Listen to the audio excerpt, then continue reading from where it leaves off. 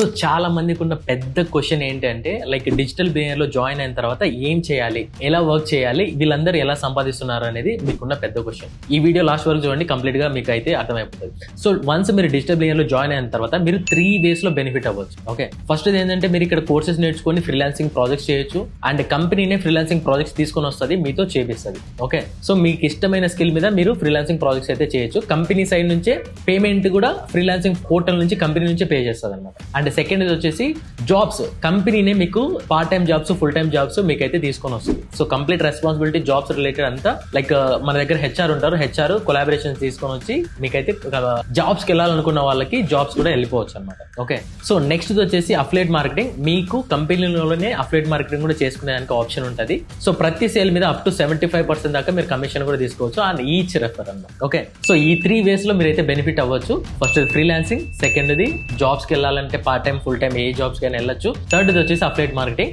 And మీరు business కి కూడా ఈ కోర్సెస్ ని, ఈ నాలెడ్జ్ యూజ్ చేసుకుని మీ బిజినెస్ ని కూడా పికప్ చేసుకోవచ్చు అనమాట. ఓకే, సో క్లియరా? సో వర్క్ వచ్చేసి ఇదే అనమాట.